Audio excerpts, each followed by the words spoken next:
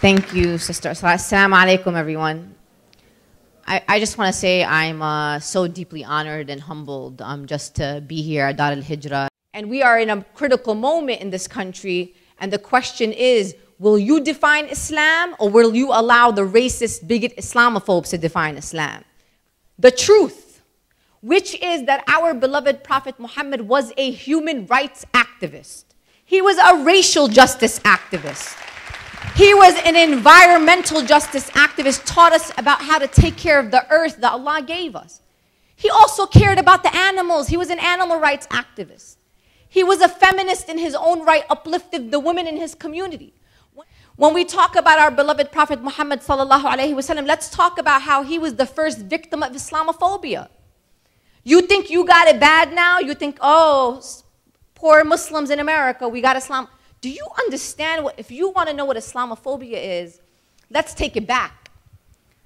When our beloved Prophet was called a magician, a liar, a sorcerer, when people threw garbage at him.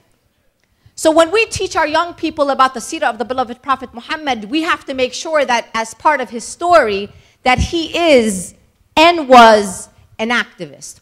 Now, you can't be a Muslim without engaging in social justice.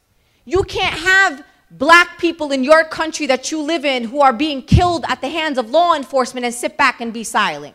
You can't be silent in the face of thousands of people who are being deported and separated from their families.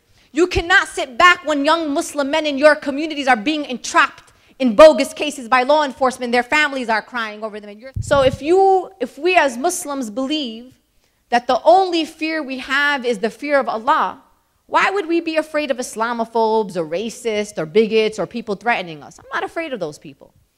Because at the end of the day, our qadar, our day that's going to come, is already written somewhere. And honestly, I'd rather die a martyr in the Muslim community. I'd rather die with my head held high. I'd rather die unapologetic. And at least when I meet my Lord, I can say, you know, Allah, I fought for you, I fought for our deen, and I stood up against injustice just like you taught us to do. Just like our beloved Prophet Muhammad. How are you standing up against injustice?